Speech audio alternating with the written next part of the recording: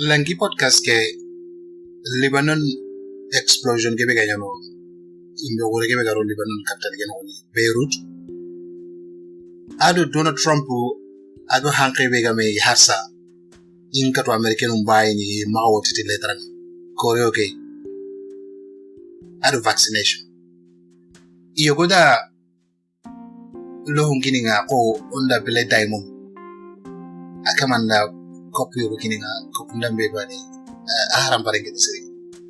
maybe angana I WhatsApp group geda or by ona picture lo dana tonda bile diamond branda garno ibano inge ani bile tunkara nya program gede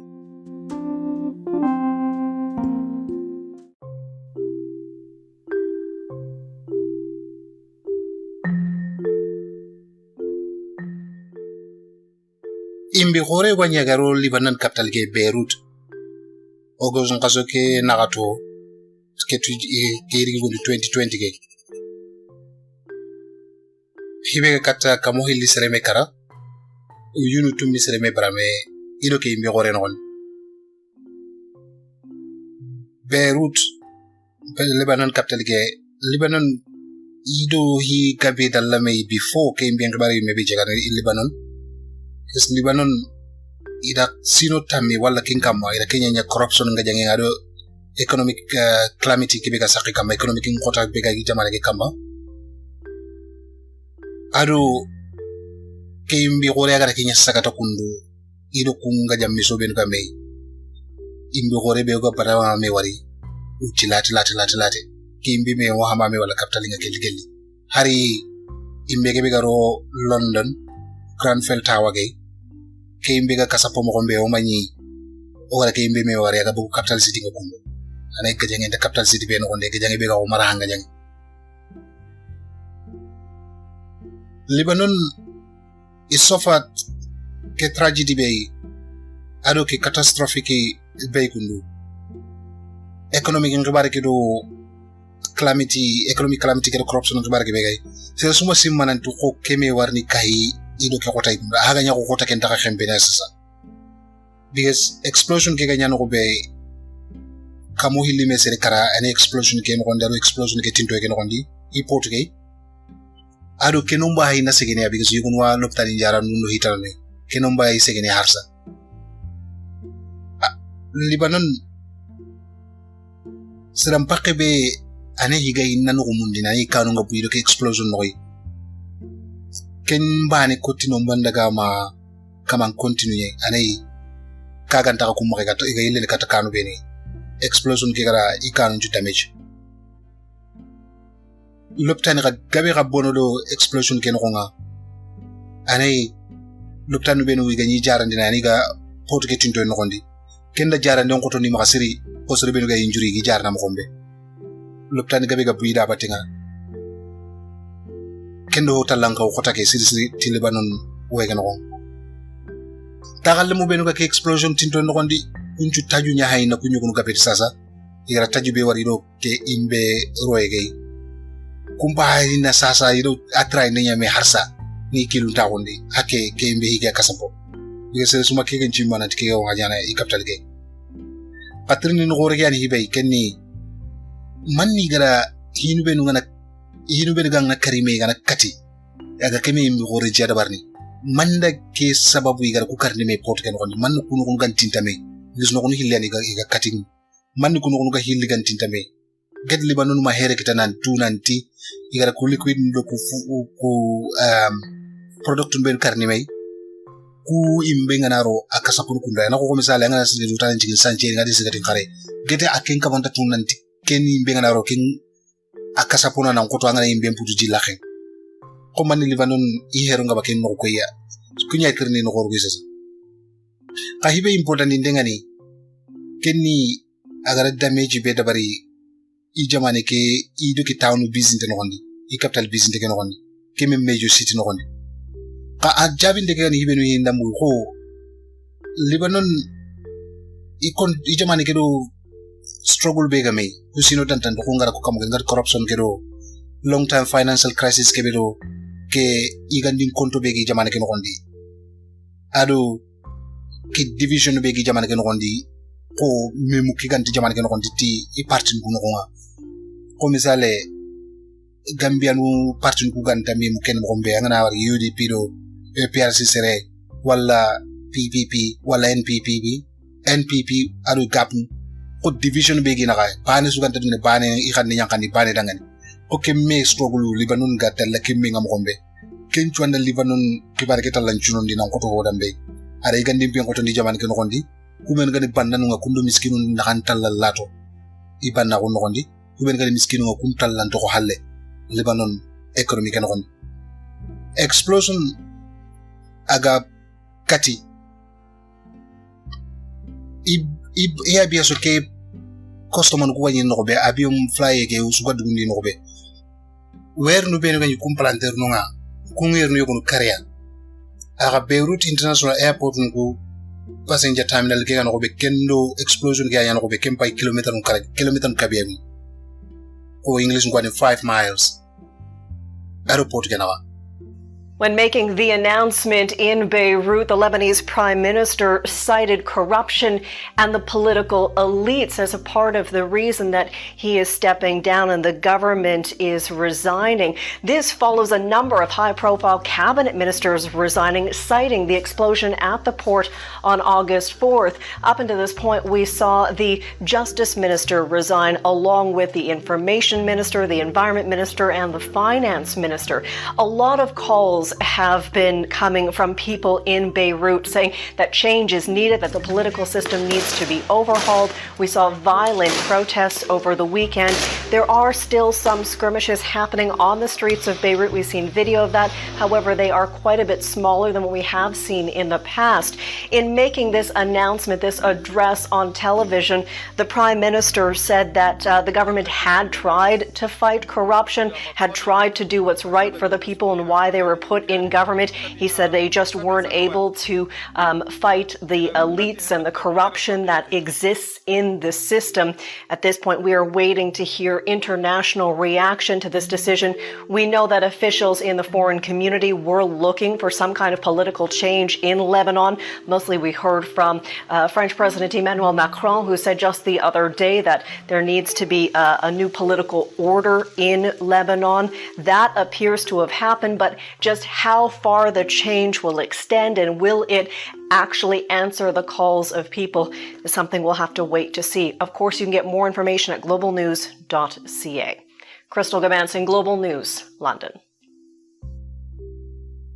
Katwege mwankangen daga mahari tagalla mukununga Cyprus ne aga Cyprus Mediterranean Sea ga yindo Cyprus na hangi mumanya yindo Cyprus na ibe kata kamwili kilometrai kunda iwe nuku kati yankane mwa kubenga Cyprus ibe kata kamosiki ujune haramare mei kumbai sasa kanunti maka adu bagasi be bani kotiga loss be ganyedo ko bomunu hili kati ga ko kuno hili ga kati kun ay kata ana $10 million wala nati $10 billion wala nati $15 billion ana kata kumpile na kan kake kasara kundu kera konu kita siri kun konu kan kara higa siri nan koto group nju siri ibe kata kamo hili haramare mei oti kenyankara ka ku kallalo no kondi potu ngo nyangana ku yogon wadi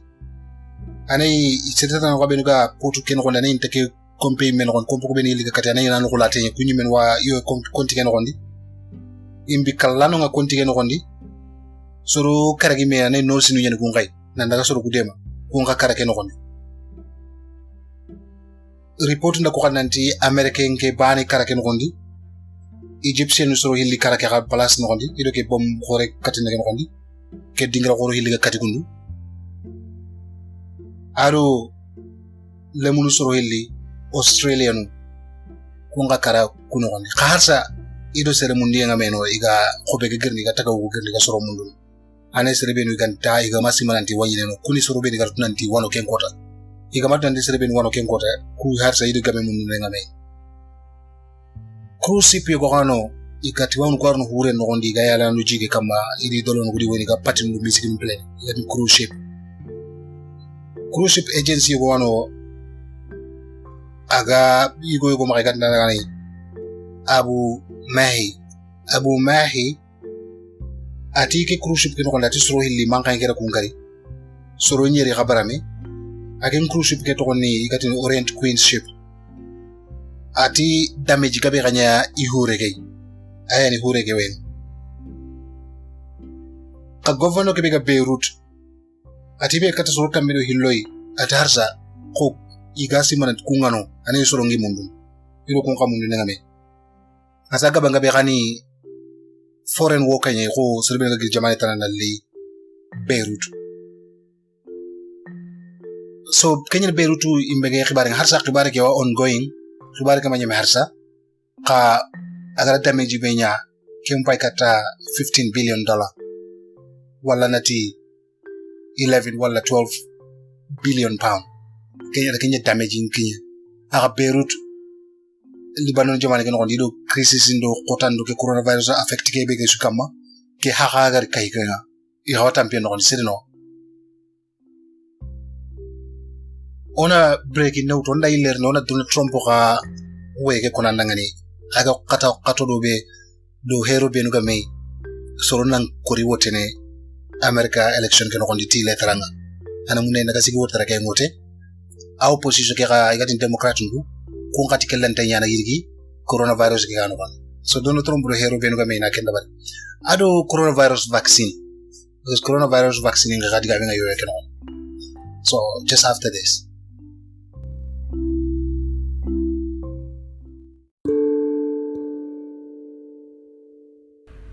Olen ki podcast ke sponsor ni Ankai ni platform ya gande mana anna podcast ngusan ka Apple Podcast, Google Podcast, Spotify nu ado podcast platform ngabe gabe Anka download ken free nyai an labay a download na haram mobile nga anka na lay ke podcast men dabar ni anka na dabar no ona tringa so ken nakon ko la ko yeta ona konan nanta anka ndo podcast ke sponsor anka na la men dabar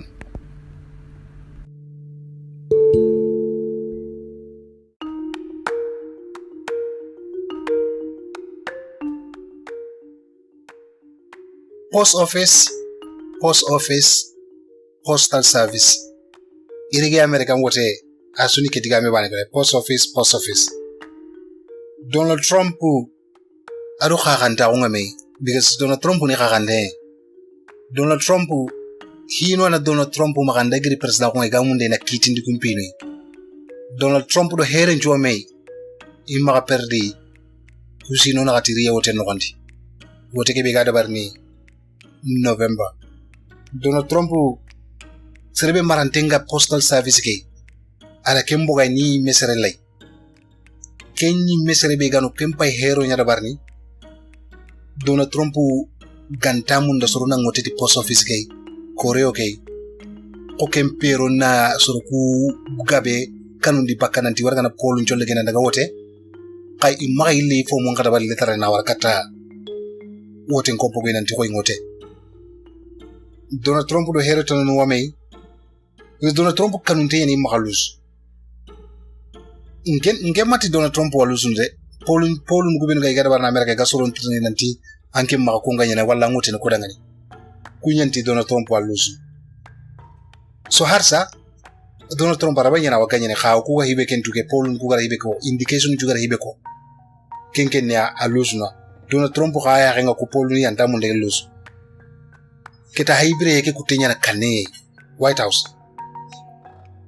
Donald Trump ro kha intamundo hilo nyame White House because hini kubenu ga duko anda bogo ndan wankilu ngara alo yake gati Michael Cohen in New York criminal investigation office kita Michael Cohen gara so kasumati dallebe Donald Trump ka to nga kem no kondia nanti Donald Trump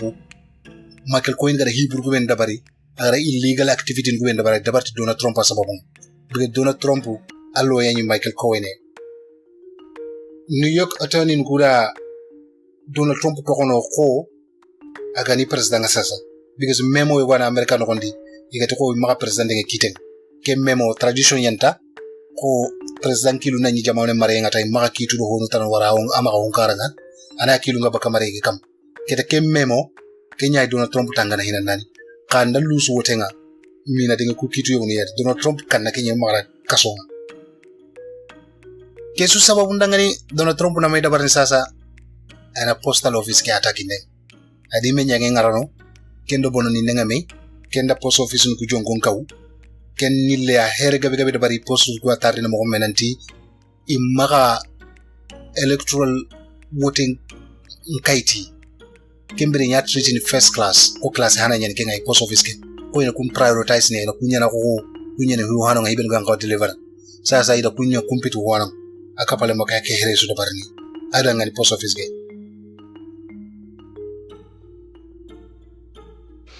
Tonight, a backlog of undelivered mail is piling up in post offices around the country. Now, with widespread use of mail-in ballots expected in November because of the coronavirus, workers are blaming the new Postmaster General, a top Republican campaign donor who has given more than $1.1 million to the Trump Victory Fund. This is going to be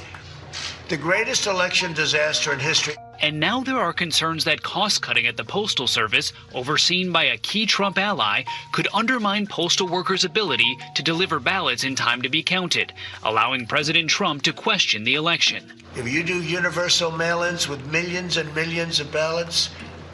you're never going to know what the real result of an election is. Louis DeJoy is the new Postmaster General and a Trump donor. I am direct and decisive, and I don't mince words. CBS News has learned that after assuming his position last month, DeJoy forced cost-cutting measures leading to undelivered mail piling up at post offices across the country. And CBS News confirmed this internal Postal Service directive that outlines an operational pivot, saying extra trips to deliver mail are no longer authorized, and that we may see mail left behind or mail on the workroom floor or docks, which is not typical. Mail is backing up, is getting delayed. Mark Dimenstein is president of the American Postal Workers Union. We're being demanded in one way or another with these new policies to delay mail. That's against everything we stand for. The Postal Service has struggled financially for years and lost $9 billion last year alone. The Postal Service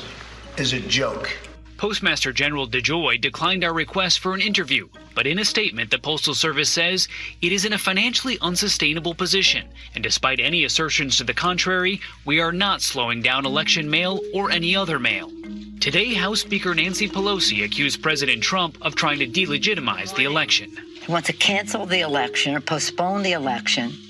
Really? Did he learn that from Putin or something? They want to diminish the capacity of the postal system to work in a timely fashion.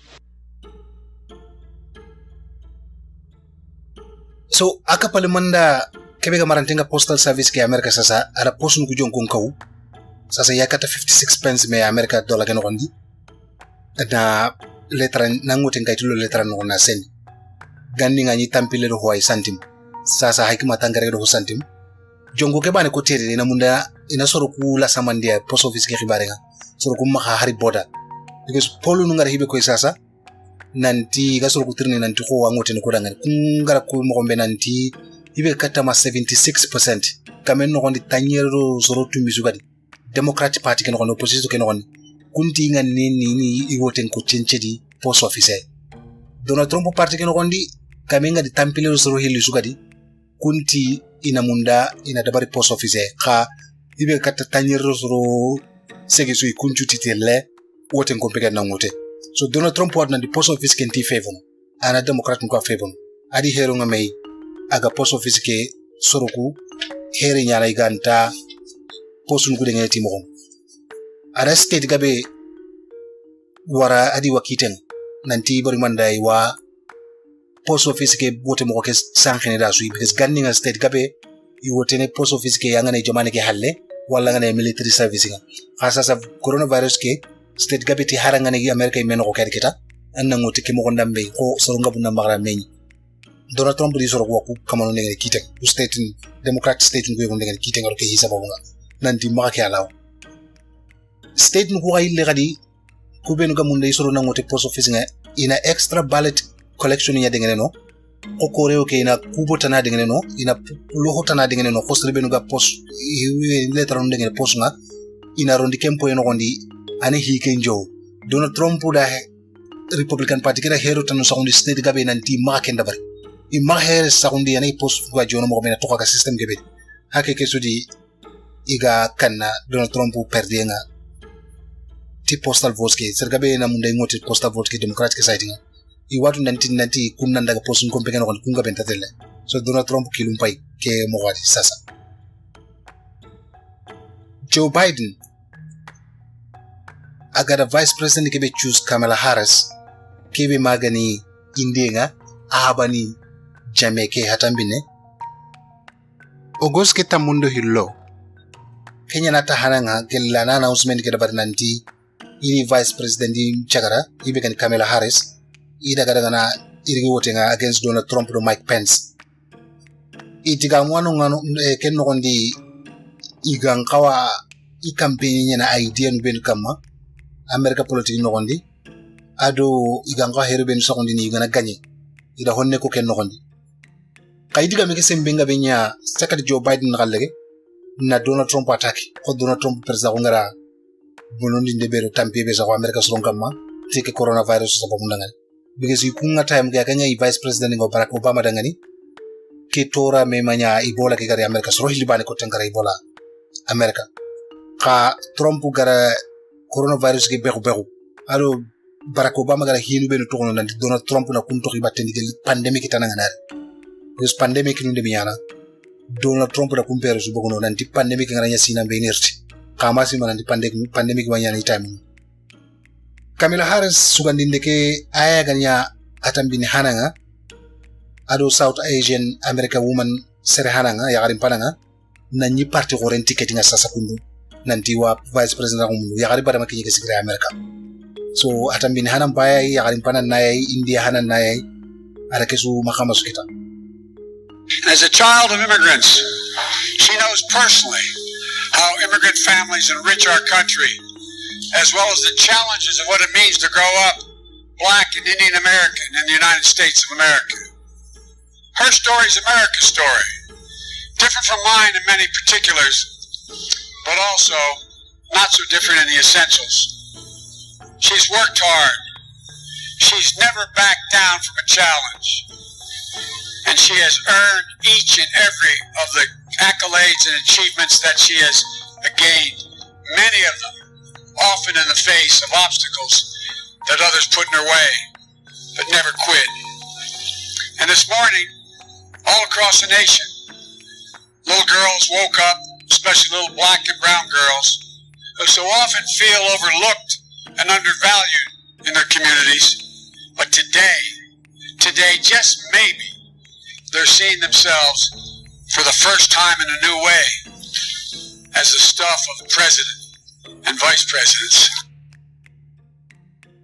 Joe Biden digamu kuno kondara ko nanti racial justice kota bega hata minun kam iwa here yana nene honni nenya kinga mo yen kota ngira hata minun kam America aro oda minority minun America ara ko nanti coronavirus ke khibare Donald Trump gara bononi ni be nyakinga ina reverse ni inda ganye ke November begarin ara ko nanti environment ga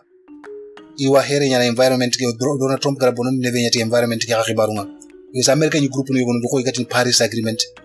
Donald soro ko gara menyi Paris igara agreement be nanti ngo here be nyana na hubu climate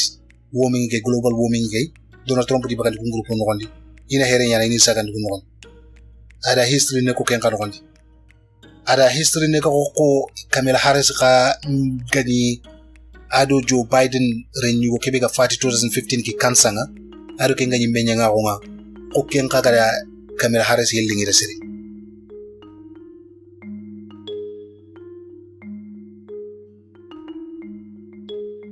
Kamala Harris khadiga mu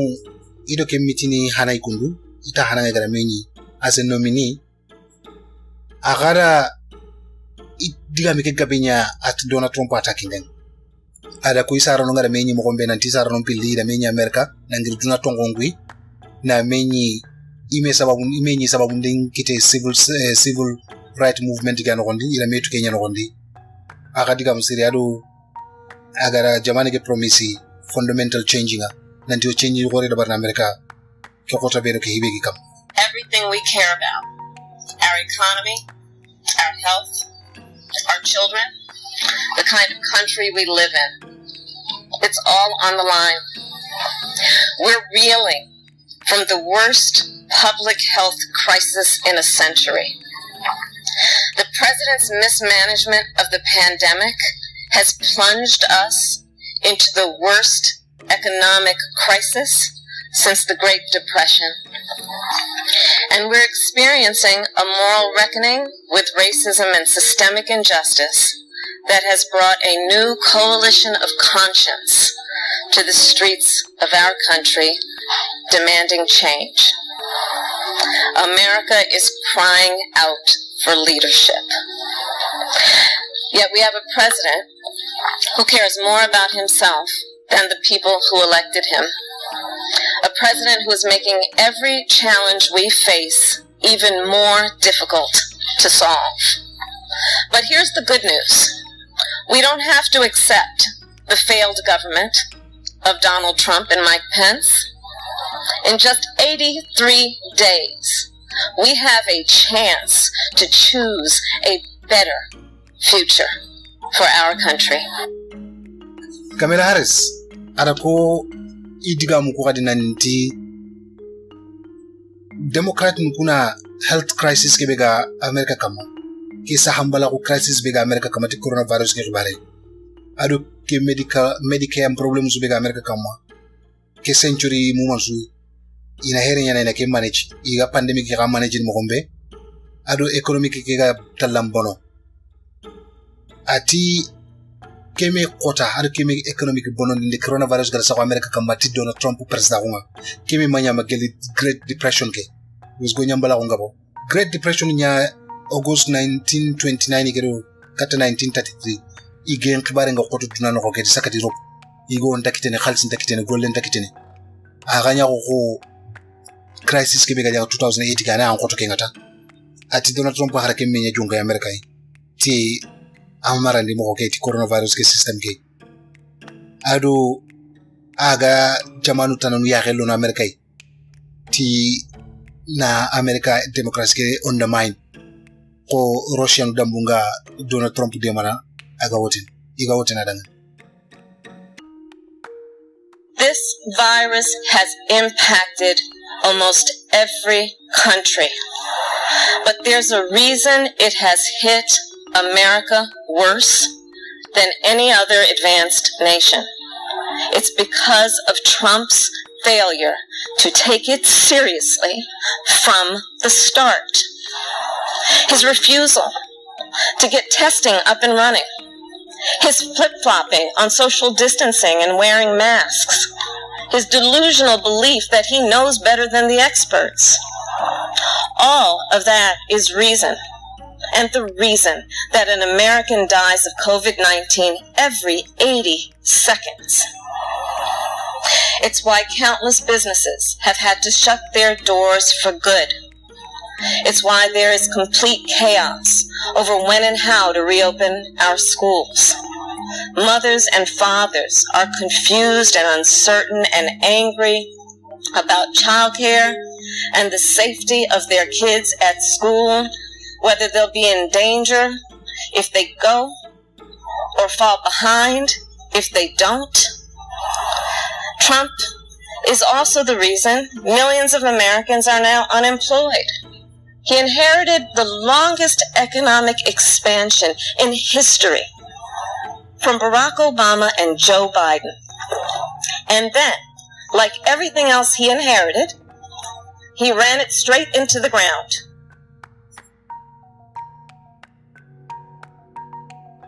Ogagri video ke pepele ni kai just preview nyai Mike Pence ngo hibe kane tawono ndi Kamala Harris apare ga janginga pare me hutu ndenga because ngo ene debate ndabari ngo debate ni hilli mera balma debate siki so Kamala Harris futi jikanda diga mugumugeta agara hibe ko so agana ikane tawo ga hibe ko no Kamala Harris dangal agadi attacking nunga me hina na president vice president Mike Pence Donald Trump kenga hibe ko Kamala Harris kabana akena diga mbanu kwa kona hibe ko ne garunji nandama sa amu ko ngoteni anyange nyani au abutunde nyi times ngata kende kunjikanda ngoko so why break in utero nda ilerni ona vaccine ke ga bare vaccine atu bego soronga sasa vaccine nambogu tike coronavirus yi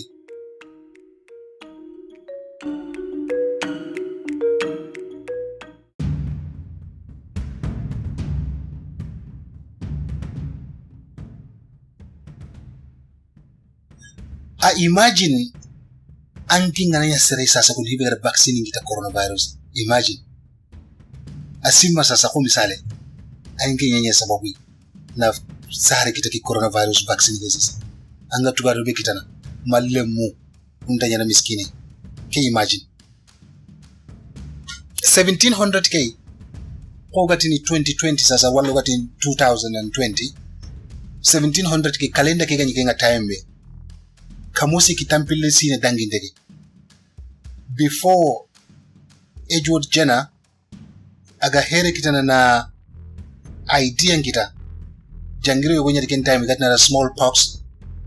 ken kana ko pandemic ke mo waya ko coronavirus ga mo gombe na vaccine ngita ken ado na vaccine ngita hotana igatna na cowpox virus smallpox virus ni New England ado America colony nu tanani 1700k kamosi kitampile sine dangindege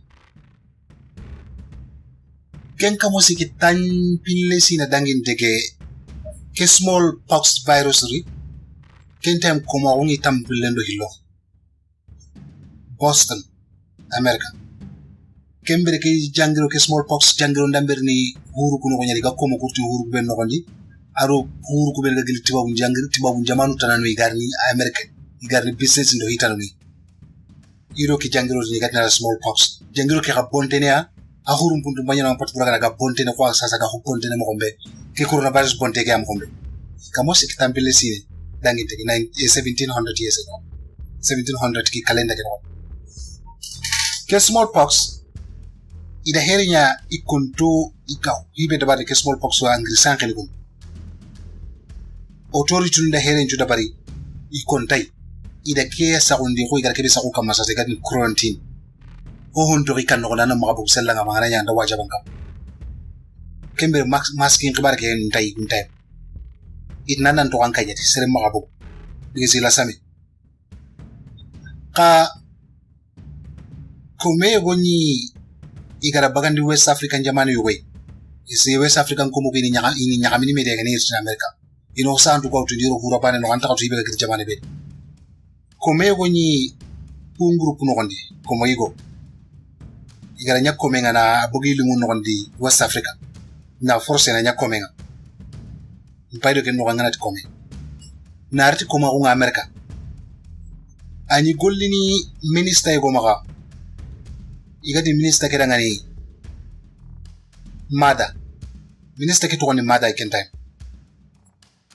mada to ke da ke West African kenyi gollina maga ara tin to time ara wanyanga kachana wanyanga na tirni ribaru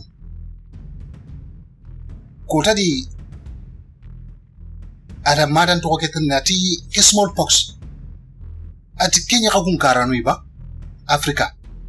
kanyi ke tritini kamo Africa madan to keti ara ikome ke trinde ara ke benya kome ko na bugisa gondi na yakome agara khobo koma ko Boston America ati opo Africa ati o here go da barino kemi jangiro ndambinga na bobo ona here nyano no hobu china utu bakate ngiro ke no gondi aka mampate ke no gondi ona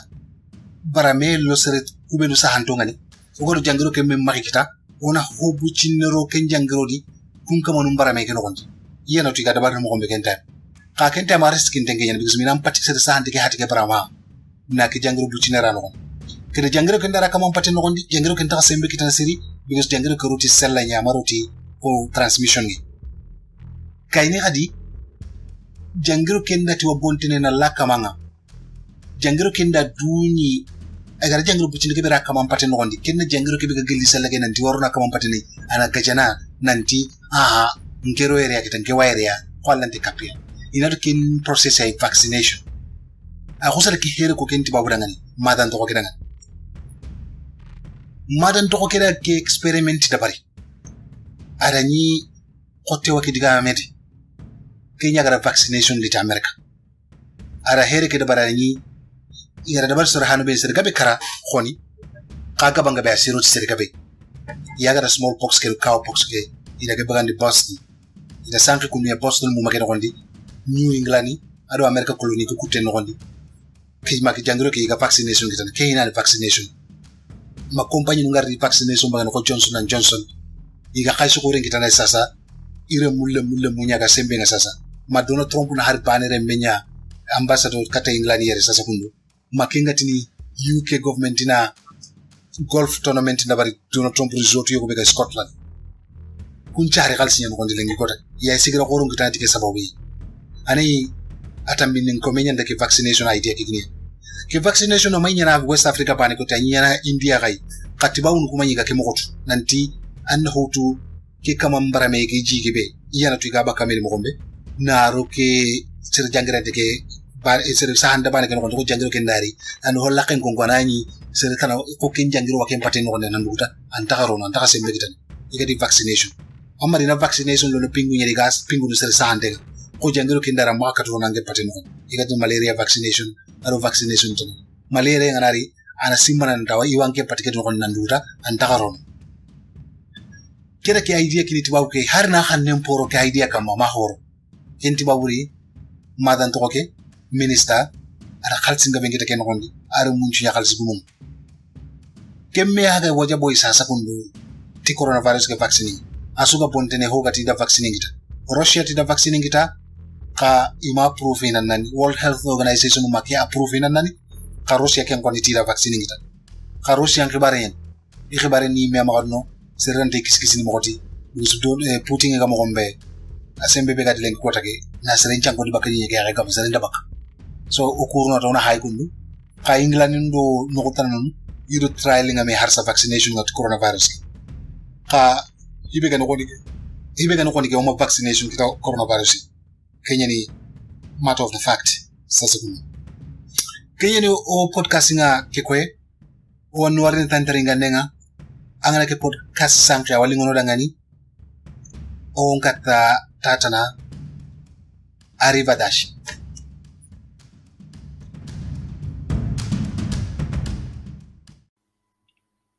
ke episode record ndike dangi halle breaking news tana bogwanai wara ke episode record nanduta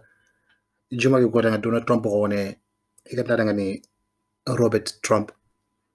ida denge New York hospital yo way aga nyaga masa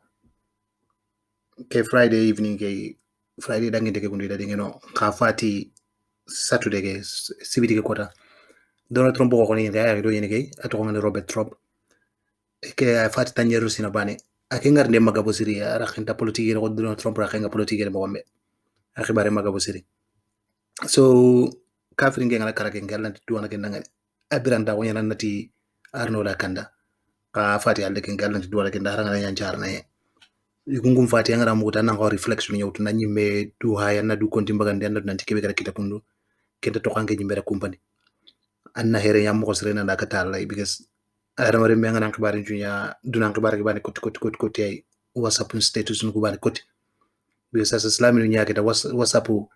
abuguma na kimbe kay hibe me kita islami ngunda wutu dañi xal nga selabi kana fati na ya kan jullay nam piccio lay iwa kunno ni tan khibari whatsapp groupe nu status nu ko kam kempalle seringa kana fati gandu na bani kot ya Allah bat sande man londi status nga nanti anjire ko fati kana duwa dangal ka piccio londi ya kan londi wala ya garu nduru londi selabi no kadi piccio ko sutra no nanken ya whatsapp status gandu nya sankende game kuni hiro ay ana islami ngadi kunkum pagati sasa yenge asunu ke ngorende gangana ko ina nya block ni status nguita